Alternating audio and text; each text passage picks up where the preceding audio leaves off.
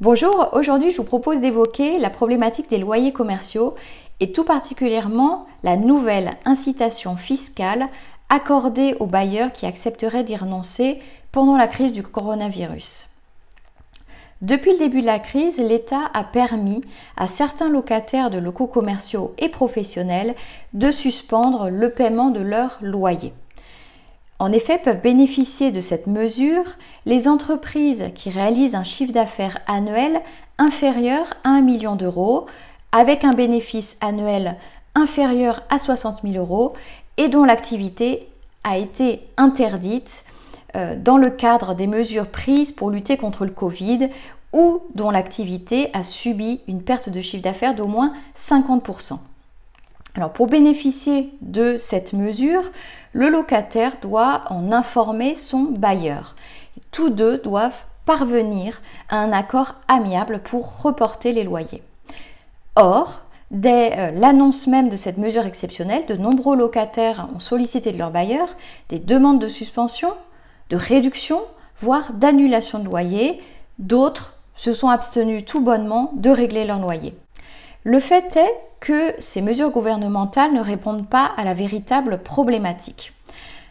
En effet, si des reports de loyer sont accordés, qu'adviendra-t-il au lendemain de l'état d'urgence sanitaire lorsque ces entreprises auront à régler le loyer courant ainsi que l'arriéré locatif alors que l'activité économique aura à peine repris? C'est pourquoi le 23 avril dernier, a été votée une seconde loi de finances rectificative qui incite et non oblige les bailleurs de locaux commerciaux et professionnels à abandonner ou renoncer à leur loyer.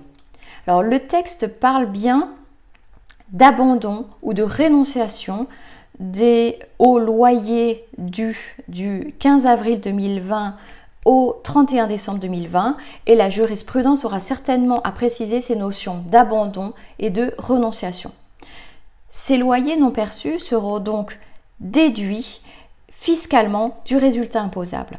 Si on comprend bien l'intérêt de cette loi pour les bailleurs soumis à une comptabilité d'engagement, elle n'est pas utile pour les bailleurs qui sont soumis à une comptabilité de caisse puisque les loyers non perçus ne sont de toute façon pas imposés. Quoi qu'il en soit, si vous faites face à des demandes de suspension de la part de vos locataires, ou pire, si des premiers impayés ont été constatés, ne restez pas passif. J'ai des solutions préventives et contentieuses pour vous éviter de perdre des milliers d'euros dans les prochains mois. Retrouvez à ce sujet toutes mes informations dans le descriptif de cette vidéo. Alors si cette vidéo vous a plu, merci de la liker et de la partager. En attendant de vous retrouver demain, même heure pour une prochaine capsule. Au revoir.